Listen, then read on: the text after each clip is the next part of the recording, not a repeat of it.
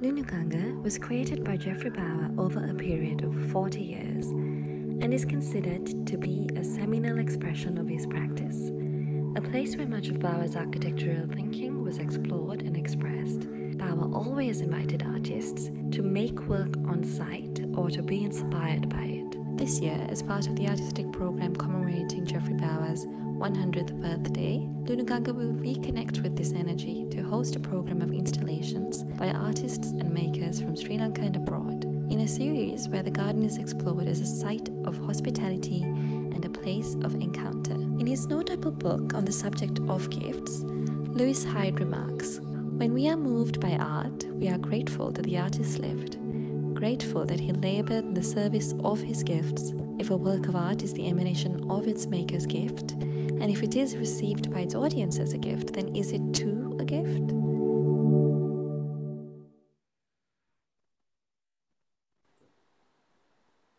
Hello everybody and welcome, and thank you for joining us this morning as reading of the gift. April 2019, 3 months prior to the launch of the Bawa 100 program, Sri Lanka was devastated by the Easter attacks. At the time, we took the position that in the spirit of bringing us together as a community in the face of our bereavement, the essential programming of our events honoring Bawa's 100th birth anniversary would continue. We were committed to nurturing the unity and hope engendered by artistic endeavors. Of course, we could never have anticipated that less than a year later, when we launched the gift in January 2020 as part of Bawa 100, it would be at the cusp of a global pandemic, and that these works would endure a time of unprecedented uncertainty, offering pause for reflection on the meanings of generosity and intimacy. So today, we're joined by our 5 artists to take a look back at these works in the context that they were made. Although I'm sure you all know our speakers today, I will very briefly introduce them before we start.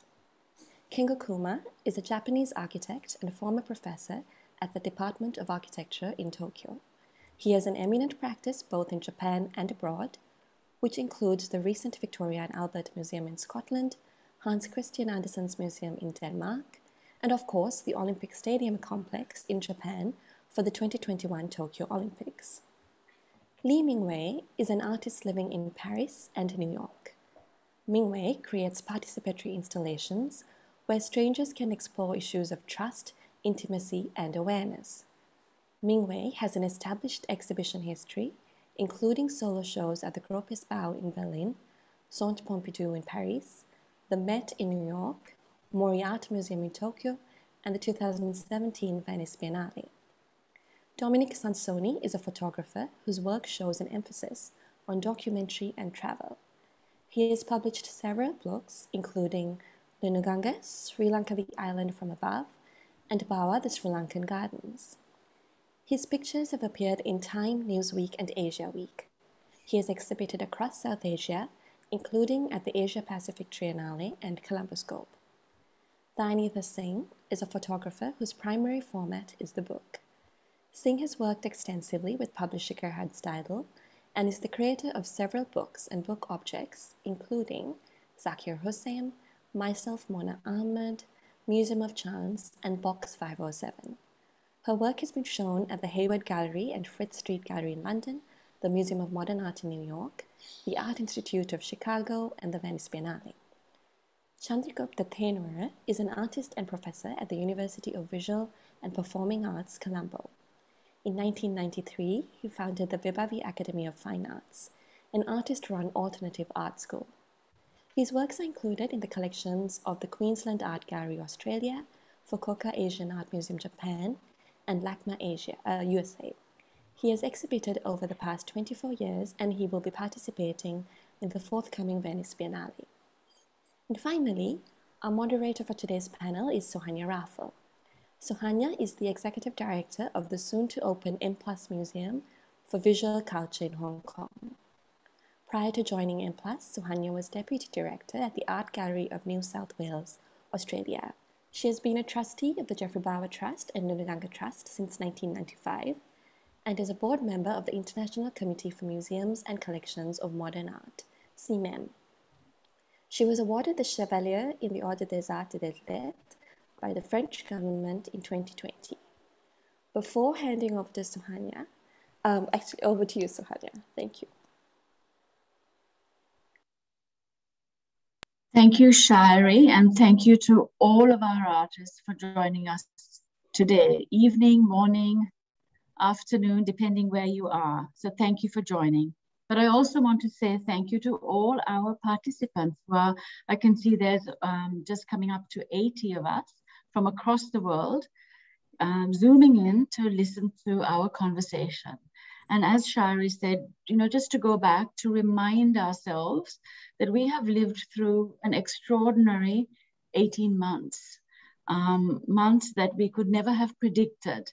And actually, when we were conceiving of the gift to mark Geoffrey's 100th birthday, the Easter attacks, made us stop and pause, and we had to think, are we going to continue? And I remember speaking to each and every one of you, and every one of you said, we must do this because this is about nourishment, it's about hospitality, it's about friendship, it's about what keeps things going, it's about artistic creativity, endeavor, legacy, so many very, very important affirmative a spiritual connection as well, and thinking about the legacy of Geoffrey and this platform, this very beautiful garden to host and welcome points of view, engagements, intimacy, acts of sharing between strangers and friends, as Mingwei has said. But also both Kengo and Dayanita have talked about the shadows and the need to look at shade as being a place for respite, but also, looking at less more challenging parts of our lives. And Teno, with his work on beautification, a question mark, a response to very political position in a very local situation, but at the same time thinking about that project.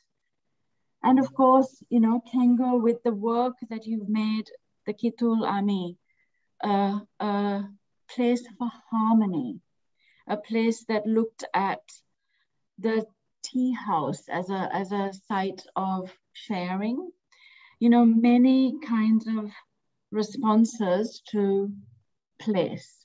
So I want to begin by just I'm going to ask each of you to reflect on what it means to make art, continue to be an artist, think about, the gift as a relationship, an exchange, a transaction that's based, I think, on giving and receiving, on gratitude, but also of shared intimacy. And I want to begin with Kengo and ask him about harmony, given that we've just seen the Olympics take place in Tokyo, in his stadium that he designed, with no audience but athletes, but every one of us participating in a virtual way.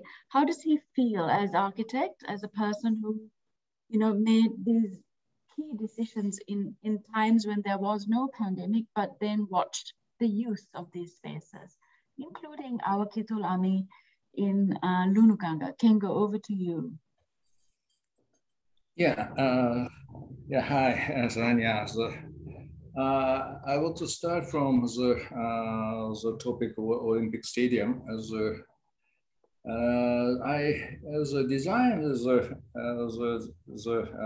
started to design that stadium 5 years ago, and of course 5 years ago, nobody expected to have this pandemic. But the seat I designed for stadiums was a kind of mosaic color palette as a seat, and without audience, it looks like the full of audience. And it is actually by accident, but I always try to make the building, make the design as human as possible. One single color, one single the color seat is not human at all. So I want to give intimacy to the seat, and then I selected 5 earth color. That I mixed the 5 earth color as together, and I get this kind of effect. And for every project, I try to bring that kind of intimacy and that kind of natural feeling. And I learned that method from Geoffrey Bawa, and then the small pavilion Kitola I designed for Lunuganga was a really exciting project for us. It's just a perfect location for the pavilions, and also there's a composition of Geoffrey Bawa's, and I really enjoying the project and unforgettable project. Thank you, Kengo. Thinking of intimacy, there are, I mean, all of you in different ways have engaged with Geoffrey's work and place, and and how he structured his placemaking, which involved long friendships and collaborations and partnerships. There's no question that Geoffrey's legacy brings that as an intimate part of his journey. Can I jump here now to Dominic, who is long-term connected with Geoffrey for so long and has been visiting that garden and the work that you did, symbiotic organisms, which is really zooming like right down into kind of an atomic look at those spaces and spaces that you have been seeing for decades. Dominic. Thank you. Thank you, and hello. Yeah, it was an extraordinary, well, it was quite scary to be invited to be part of the gift and to go back to look at Lunuganga again. What I was worried about is that I know the garden quite intimately, and I was just wondering if I'd ever find anything fresh to look at. I chanced upon what I did, as one often does, by pure accident. I know exactly the spot when I was going around a corner, when I saw something on a wall, which then led to me looking at the tree trunks, or what I did, literally closely with a macro lens. So that was great. And that opened up a whole new world for me in that garden. And yes, yeah, it was good. And just literally looking at it very, very, very close up. Dominic, I also remember one of the first conversations was also thinking about portraits of the gardeners, you know, the people who make this garden, who are never normally seen as well. And so this was this double set of works that you made with the portraits of the gardeners, giving them form and face and real presence, and then going into these kind of other micro level of the garden, the fungus, the long. I should have begun that. No gardeners, and there's no garden. So, yes, and what a wonderful crew they are. Yeah, I mean, it was just wonderful, because I've known many of those people many of them for many years, I mean, going back 25, 30 years or longer. And then now having the opportunity or just saying, hey, we're going to try and take a photograph of someone. No, that was very good. Yeah. And what a magical garden, you know, going back, because again, I've been back on sometimes occasions which are selfishly special to me. And there's always something there to reward one and find fresh and new. Yes. So, you know, in the same way that Dominic, you continually have gone back, I want to now jump to Dayanita, who has also returned continually to actually Kandalama, which was another very significant late project that Geoffrey designed. But to ask Dayanita two things. First, in your, you know, when you did your artist talk, you said a very wonderful thing about the future of working with artists. We must use the GIFT project as a kind of a great example of a slow release of thinking and moving through making about relationships, hospitality. But then I also wanted to talk about shadows with you as well, just to respond to those two ideas. And I think that conversation was before COVID, but during COVID, I was thinking even more about the idea of what happened in the GIFT project and how artists were invited to make work from the place and preferably at the place itself.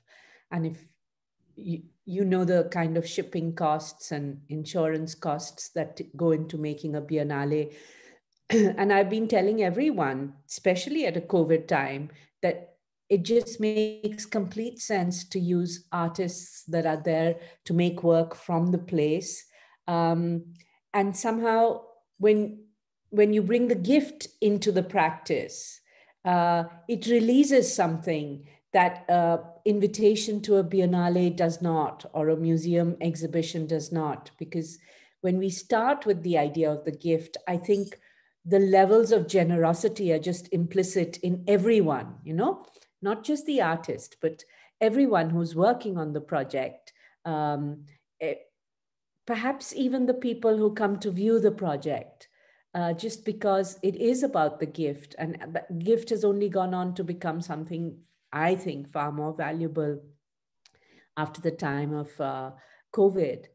And as for the shadow, well, in the work that I made for Geoffrey Bawa, I still call him Geoffrey, like he's my best friend and I never met him, but I sort of feel I know him through his work, as I'm sure many people do. When it came to actually making, I had lots of ideas. I wanted to make a structure with Channa and things we might do some other time. But finally, it was about paring the image down to its essence, because for all the photographs I took, I felt that they didn't really have the essence of what I felt in Geoffrey's spaces, especially in Kandalama. And that's why I made box 507. But then when it came to making something for the gift, I took all the portraits I had of the chairs and I sort of took the highlights and away, and I took all the blacks away. So it was all about the midtones, a little bit like what the painting behind you is looking like, you know, so that it's all somehow compressed into the midtones. So the shadows actually, I think, disappeared. And therefore people perhaps, with photography, the problem is you think you know it. You see it, so you think, oh, I get it. And I just wanted people to take that little bit more time to think, why would somebody do this to photographs that are, you know, fairly okay? Because I wanted to try to share the essence of what I had experienced. And it's very hard in photography. Great, thank you, thank you. Which leads me now to Mingwei and intimacy. And actually, Li Mingwei made a work called Zephyr's Breath, which is a circle of chimes, of bells. And the earliest conversations that I'd had with Mingwei and with Shari actually was that I had discussed an earlier version of this work that he'd made in a garden. And I kept thinking about sound and bells. And at Lunuganga, there are, I think, over 24 different bells already in various parts of the garden for various reasons. But also thinking about a wonderful book called Ka, written by Roberto Calasso, who introduces this kind of cosmic idea that the first element in the world is actually sound. It's not substance. And then using sound as the basis of a work that is about shared intimacies. And Mingwei, maybe you can tell us how you arrived at Zephyr's Breath for Lunuganga and the site. Sound, Mingwei, we just need you to unmute. Yes.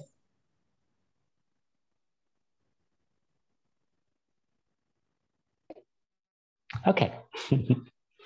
So first of all, I just wanted to say it's a great honor to be playing with all the great artists and architects who I admire so much. So thank you so much for giving me this chance. I love what Suhanya you say about the sound as the very first word, because everything has a vibration, even the atom, and it emits certain type of sounds. So the other day I was listening to a French podcast and talked about the different sounds emitting from the universe, from different stars, from all, the sound is everywhere in the universe. So today the work I brought to Lunuganga, it's this circle of tube that creates sound.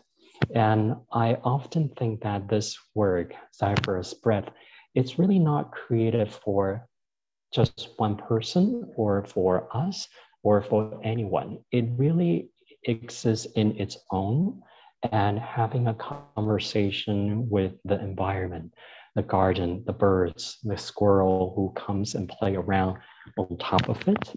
And before the wind arrives, you could start already kind of feel the vibration. And it started the conversation with the wind, making this beautiful cacophony of metal, of sound. And you can also hear the wind leaves because it started to decrease and give it back to the silence of the bell. But again, you can hear the cicada, you can hear the insect around it. So the work, again, it's really created for everybody and nobody. And I'm very fortunate that the idea arrives to me and I'm able to receive it as a gift, really, and to share with people who encounter this work during the last 18 months. And as a performance artist that deals with relationship and hospitality, I always feel that the work should exist in its own right, and it shouldn't be performing just because there's someone standing in front of it. It should be a privilege for people and animal to encounter this work in a way that admiring its existence, that the existence is as important as our own existence. Thank you, Mingwei. And finally, Thenu, Chandragupta Thenuwara. Thenu, I want to go to the earth and the place where we stand, because the work that you conceived of for the GIFT project is a incredibly layered and very beautiful response to that site in Lunuganga, drawing from the earth these tiles, but also the flora, these drawings, the 100 drawings that you made as the precursor, which is looking at nature, just like Mingwei spoke about nature, but also nature in relation to culture and human culture, and the double edge that we are both fabulous. We, look at this group of people here, all of you, I just think how fabulous, creative people making extraordinary responses through practice, but we're also extremely ugly as a species on the earth. We do terrible things to each other. So how do we reconcile something that is, very hard to reconcile, but at the same time, we need to look and see what that means. And your work, beautification in this place, in this Sea Devi Thana, is what somebody described Lunuganga as, this place that is so serene and so out of this world on one hand, but still in the world. What was the kernel that made you decide that's where you would go from the ground up, and in this suite of very beautiful bricks that you made? Thank you again for everybody and giving me opportunity here. And it's a great honor to take a part in a gift project. And so when I visited a lot of time I visited Geoffrey Bawa's place, from the residency period of Fiona Hall and Seward and Sue Pedley, very close relationship, and then workshop we had there. And, I am familiar with that space. And same time, I found that how Geoffrey is reacting to the space as natural, and he creating the second nature through his expanding the lines of space and horizon and keeping spaces, incorporating his the nature is created by the God, and architects are creating the second nature. It's in this natural environment kind of. So then I found again when I had no idea first what I'm going to do, because I'm a painter, drawing, installation, various mediums I have. But so anyway, I carry always my political background. It's political consciousness all the time, whatever the medium I do. So then when I went there and look at that, I found so kind of beautification, which I did in the Land Advent Gallery in 2013. It became a repeat, that idea again. I think it would be the better to respond to the Geoffrey Bawa's innocent bricks laying of the ground. And so those are the most innocent bricks I saw. But I wanted to change and incorporate, remove some of Geoffrey's bricks and put some so-called beautified bricks, incorporate to that. It's with that beautification, as Suhanya mentioned, that question mark is very important, because we are questioning the beautification. Again, the other thing is we are always forgetting about the earth. So we are looking around everywhere, but we are not looking to the earth. So then this is the point we can, again, look at the earth. And same time, I had that same experience when I did the beautification in the Land Advent Gallery. Everybody is coming to the gallery and asking where the works are. So I said, look at the floor. So everybody is looking at the walls and ceilings, but not the floor. So this time I had a chance to come out from the gallery space to the, environment, and created by the Geoffrey Bawa. So it's a kind of place where you can, again, I want to have that walking path things to incorporate here. So I secretly found the way how to put all the bricks. So first started with the one main drawings there, it's with the 98 bricks. And same time I offer, okay, shall we do this kind of some bricks here and there, and various things. So I tried to walk with the weavers to whole space of the Geoffrey Bawa's, the creation. So at the same time, reacting to the various spaces, and same time looking at this so-called beautified line. So it's not so that beautiful things in there if you are looking at closer. So that's my secret, how I engage the weavers with the line, and I weaving the line with the weaver to the political background, and same time the space created by the Bawa. So that's what's that effect, so that's then only I found, I wanted to create the kind of very old material, that means ceramic, that's techniques. And it kind of so-called, you can everlasting effects also can have with the ceramics. You can 2,000, 3,000 years old ceramics also. If you are making just from the bricks, it might be so temporary. But anyway, my works are very temporary. I am responding to tempo. I'm always saying I'm temporary artist. I'm responding to the current moment. So kind of going away with that temporality and kind of giving, revisit that space and kind of existence in the time of the future might be. That is why I want that impression kept, it's there. So, and again, not only that space, and again, all the leaves and trees and, kind of, it's again, my waking of drawings, I always looking at the nature and turning into how human nature, destroying the nature through their so-called political bad things and creating some kind of things. And so I wanted to hide and camouflage with that natural elements. And then we had to find it and rethink about it and not to repeat those errors again. Yes. Thank you, Thenu. I mean, it does make you think right now at pandemic time, that are we paying enough attention to the earth? That it is a real wake up call, and this slowing down, which has been very good, I think. But at the same time, we need to think about well-being, our well-being as communities, as families, as individuals, and how we nourish the earth.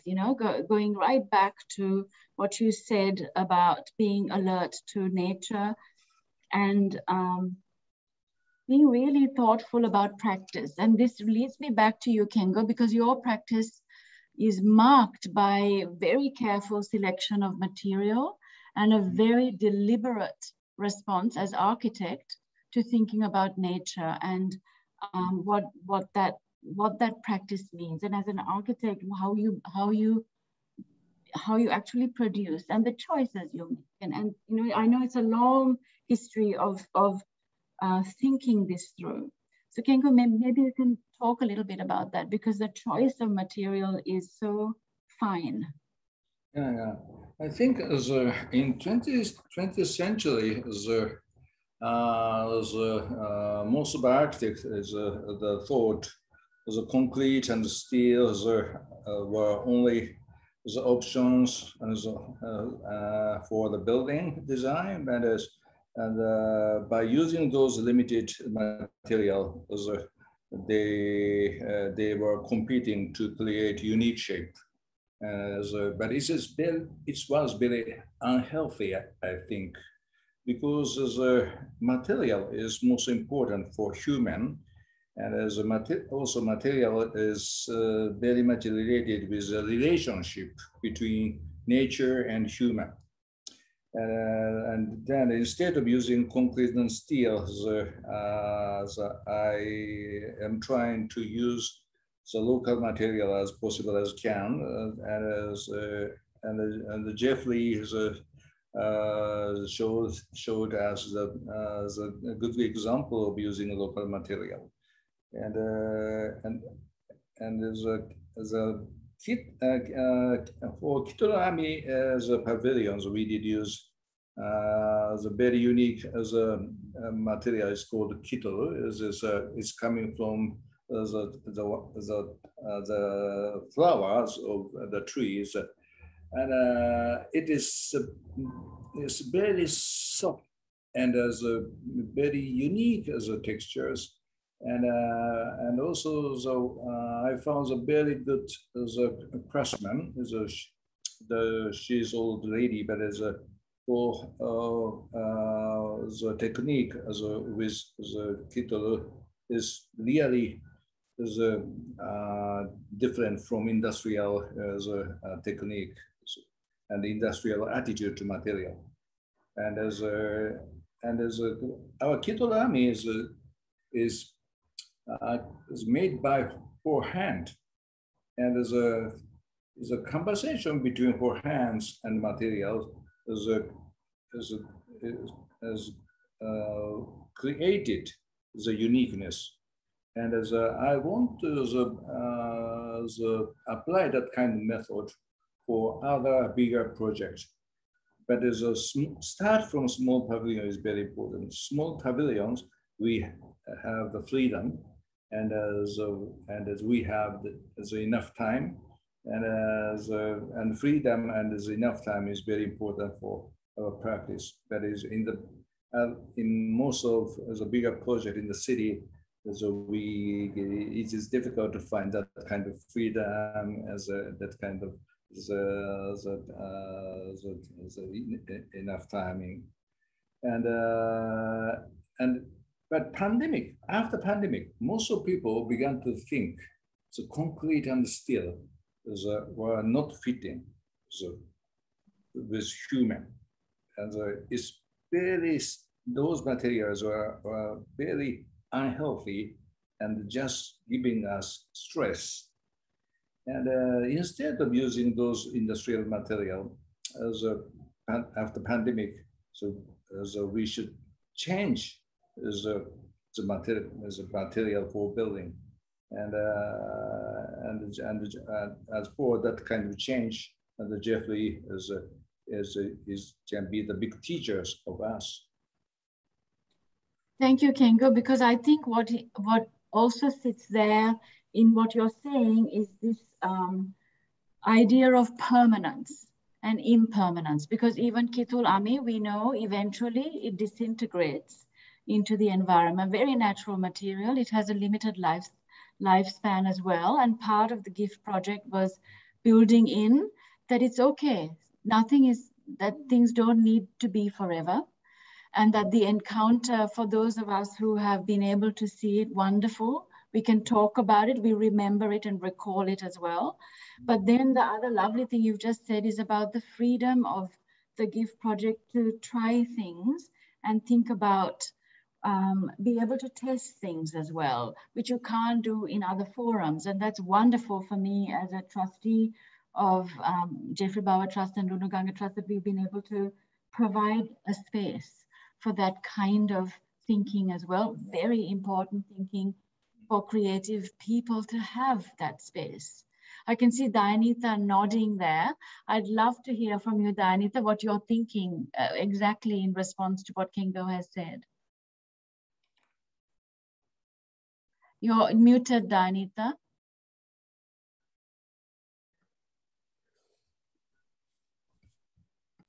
Just as you said,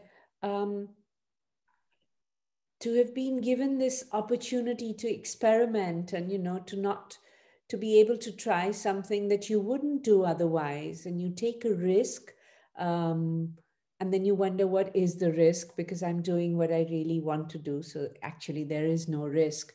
But again, going back to the idea of the gift also frees you, no? Because if it's a gift project, then you can't determine in any way what my gift should be. And it really freed me as well, working on this project. Also because to let go, with photography, there is the archival and there is the forever. And of course, nothing is forever. And I don't even know what state those images would be in now, because we've just left them outside and maybe they have fungus on them that Dominic might photograph. Who knows what form they've taken and how they've been influenced with Mingwei's bells and Kuma's piece below, because at the COVID time, they've all had each other for company along with all the beautiful trees. So I think, of course, as an artist, it's wonderful to have this freedom, but then the freedom extends to the work itself. Like, we don't even know what this work has become by now. So it'll have a residue of all that has transpired in this year as well. And how nice to have had it for such a long time. I think that's one of the key things that we have discussed, you know, within the trust with Shari as curator. You know, does it matter that it's not a year, that is beyond a year, that we've just let it be? And I think one of the things that we've realized is it doesn't matter. It's a time is up to us to decide. There is no reason to say that we have to live in this with this particular beat, that we can slow down, we can take our time, we can let time take its course on things. Indeed, Geoffrey himself used to say, with Kandalama, it will be finally realized when the bears and the leopards roam through those corridors and it's no longer us inhabiting it, that it's a bigger cycle, a much more profound cycle of nature in the world. And it you know, it brings us back to the gifts was begun by thinking about nourishment and hospitality and friendship as well. So, you know, at a time when we are now locked down, I know in Sri Lanka, everybody is locked down, not able to move. There is also fatigue around what does this mean moving forward? Is this our lives now? Is this how we see ourselves having to manage relationships and work? Then we have to, but yet we still have to find those spaces to make those things. And so for us, I think thinking through, you know, we're here now to say we're concluding the gift in a sort of formal way, but I know that the residue of gift continues because there'll be, you know, the footprint of this work will continue to echo through, whether it's others who take up ideas that Kengo has already placed in the minds of young architects, designers, but also the handmade, the crafting, the thinking of what you can do with your hands. So I'll go to Mingwei now and say, Mingwei, can you, how has it felt for you? You know, you've actually had one of the busiest years ever that I can think of in terms of your career. Yet you've had to manage that within the terms of a very challenging year. How has that been for you? Yes, Suhanya, it has been extremely inspiring, I have to say. In Mandarin, the word crisis is composed of two words. The first word is wei, which means danger. And the second word is ji, which is opportunity. So I always, when I'm down, when I'm in fatigue, I just think of, you know, the word of crisis is starting with danger, but you have to finish it with opportunity. So yes, you're right. This year, last year, and the next coming 2 years are going to be quite compact with projects. And I'm still quite fascinated with these institutions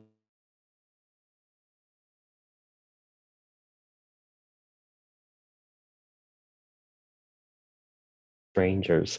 And often these intimacies are not through, well, none of them is really through automated experience or into this kind of electronic experience, but it's more about physical contact through vibration of the vocal cord by giving you a sound or a song as a gift, or giving you a flower as a gift. So there is a lot of physical and spatial contact. So when museums invite me to do these kind of work, they have to be able to open up to this kind of interaction. However, by opening up doesn't mean that they are stupid or blind by this virus or by this challenge that we have. So there are regulations and I have to implement some of the, or alter some of the regulations that I had for my projects in order to protect the people, protect the singer, protect the dancers, protect each other in order to have that freedom of giving this gift in a very, very generous and safe way. So, so we do have to take into consideration, first of all, the safety of each other. So when I create these other projects based on my original projects, I actually don't call them exactly the same name. I call them the sister projects. So they are of different nature. They were born during the pandemic, and they will exist in that realm. And I don't think I will activate these sister projects when the world is relatively safe, but I am quite certain the world will experience this again, hopefully not in the near future. But when we experience this type of pandemic again, these sisters will come up and protect us and bring beauty to our life. Yeah, thank you. Dominic, can I just ask you, I know it's been also an incredibly challenging period this last year. As a I know you're in lockdown now in Sri Lanka, but how have you thought about continuing to practice during this time? And what are the thoughts that are, most exciting for you? What are the projects that you're working on that really make you excited? When we went into curfew last year, in the last few days, I just ran to my little workspace and filled a couple of big plastic boxes with an enormous collection of old slides, negatives, and just dumped them in there, grabbed my scanner and came home. And I think we were locked up for 2 months or something. So that gave me a time to just look into, or begin to look into, my archive of pictures. And I don't think I was the only photographer around the world doing that. And that was exciting and fun, because you see pictures you've forgotten you've taken. It was also very tempting, as one does sometimes in Colombo. One had to go out and see an abandoned city. And I've been a little bit preoccupied by billboards and posters for a few years. So I was observing that there are no new posters. Everything's on hold with the pandemic. So it's watching things that were to happen now going into decay. It's just fun. It's nothing deep or meaningful here. The other thing that was really wonderful, thanks to M+, I'd been given this extraordinary assignment to go look at the work of Minette Silva. And that was totally new for me, because I'd never looked at Minette's work, even though I had photographed her many, many years ago at her studio in Candy. So that was very exciting. Yeah, and then I've been a little bit preoccupied with the number 9, but we won't go into that, and multiples of 9. We'll work with images, I think, in the future. Yeah, it's been a time for reflection, but I think also a time for, things are going to be good. Great, and I love the optimism. Very much. I'm amongst great people here, and I feel very humble. Thank you so much. Dominic, it's so lovely to hear you talk about going into your archive, because I think one of the things when I look at our group of artists here, such great creative histories each of you have, and to go into your archive, I mean to take a little step back and think, to have that pause is also really useful. I can hear you talking about how useful that is. Thenu, is that the case for you too? Yes.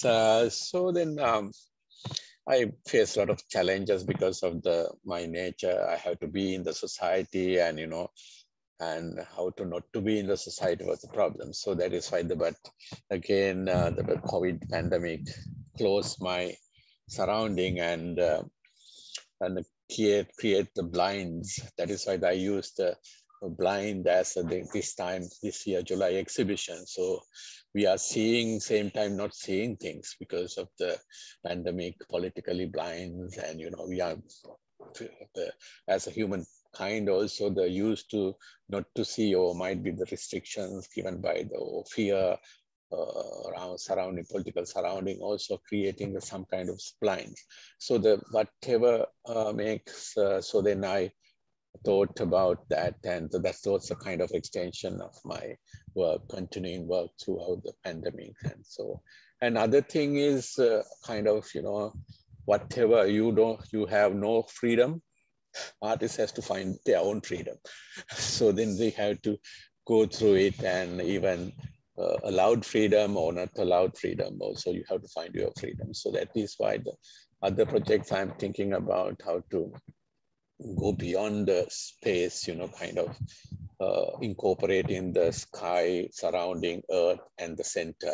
So kind of the continuation of the drawing as three-dimensional, as well as you can walk on the drawing and seeing around your drawing around you. And, you know, kind of that thing I'm making these days after the gift. It's a kind of continuation, you know.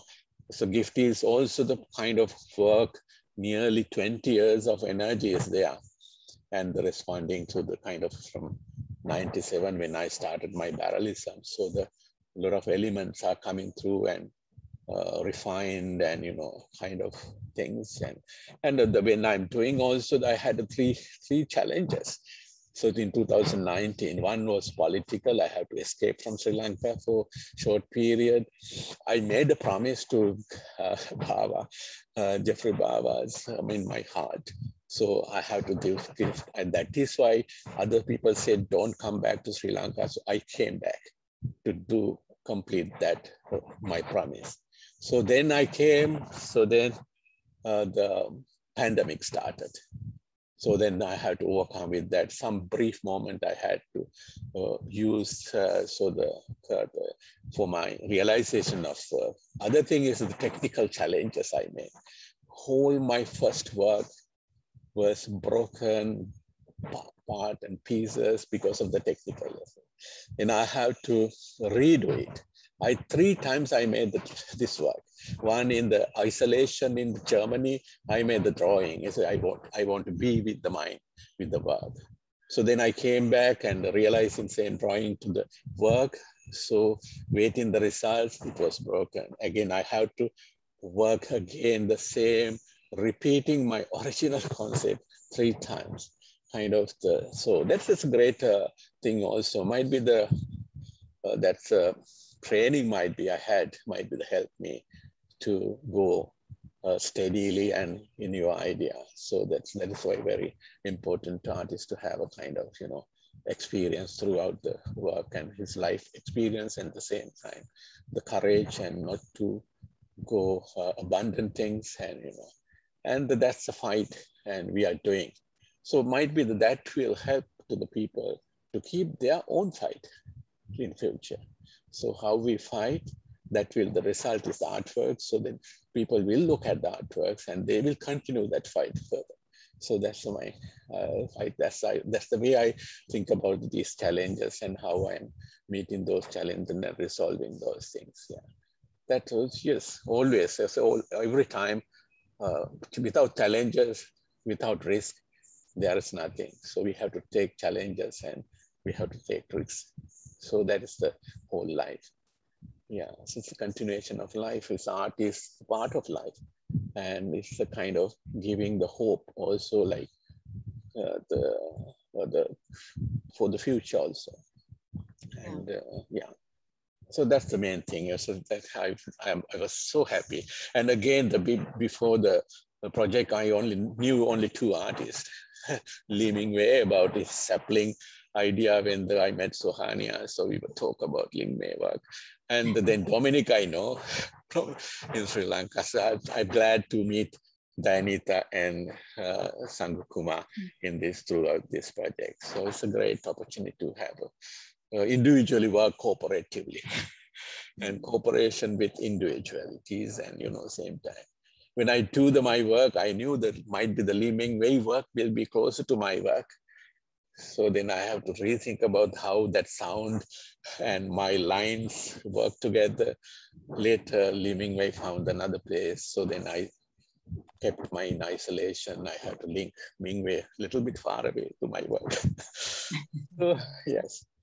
Says, thank you. It's a great experience. Yes, great experience. How the work kind of ephemeral.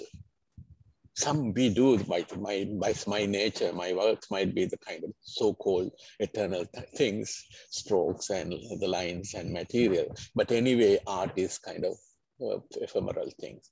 We are passing with the time. We are going with the time, and we are going beyond the time later. Thank you, Theno. That's wonderful, because what you have also said is the struggle, but also the learning from mistakes, or that sometimes when something is not working, that in itself is an end. Because I know for Dayanita in box 507, when you made that during the printing process, you suddenly saw something that wasn't working, that actually was your solution. That you just said, yes, no, that is what I want, but I didn't know I wanted it until that struggle of trying to realize something, and yet the diversion or the movement in this direction actually offered you your solution. And it's I think I will start to conclude now, because we are up, our hour is coming up now. It's gone so fast, but I just wanted to say thank you first to all of you for agreeing. First, agreeing during that moment when we had such a tragic events with the Easter bombings, and thinking, should we continue? And very clearly everyone saying, yes, we must continue. And that is that was that first challenge, Theno. For you yourself, you talked about many challenges in your own path here, but within the project of the gift, that was the first challenge. And I have to here acknowledge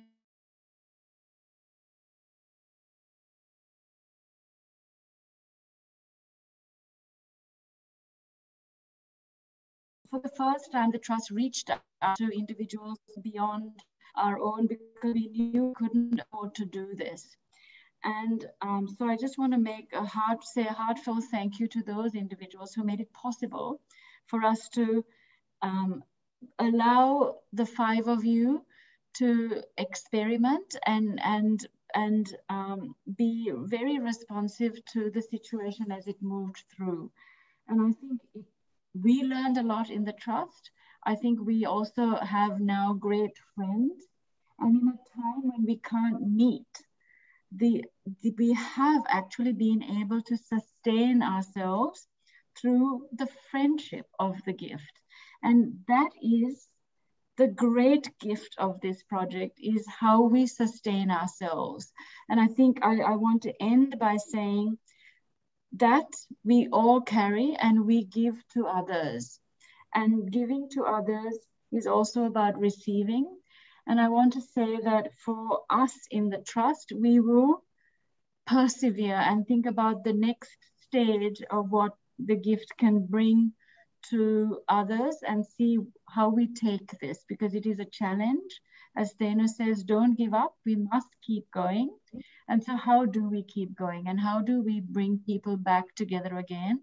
Because I do feel that the 5 of you, very important for the trust, and I thank you really for being so committed and so willing in very busy lives to participate in this very important moment for the trust in Sri Lanka, for Sri Lanka in the world.